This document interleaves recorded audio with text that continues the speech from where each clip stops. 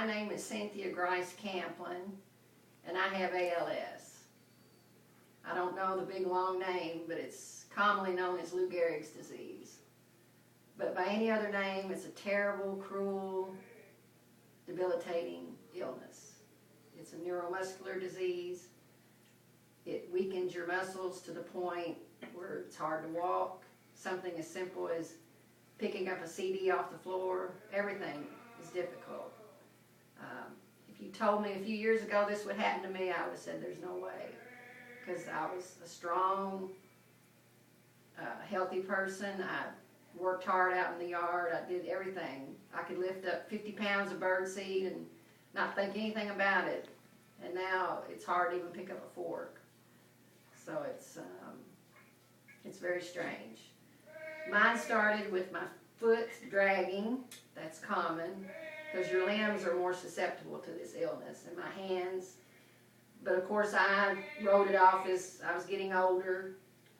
I may be getting arthritis. You know, you think of 100 things it could be. You don't ever think it's going to be Lou Gehrig's, because eventually it just robs your body of all of its strength.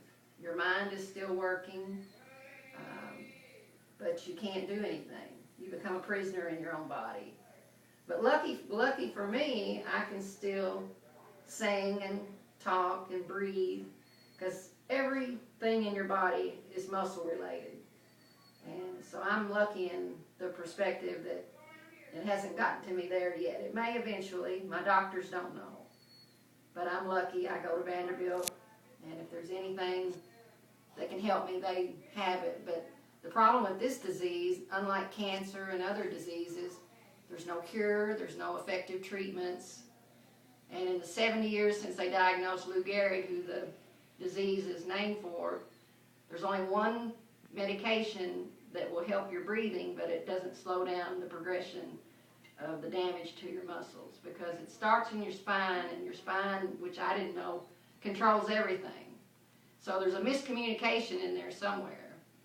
And the latest research says it may be related to proteins that are going crazy in your body. But anyway, I just count my blessings.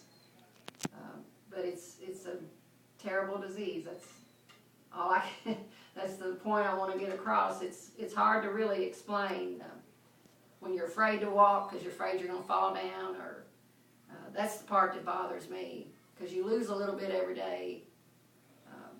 But like I say, I'm lucky.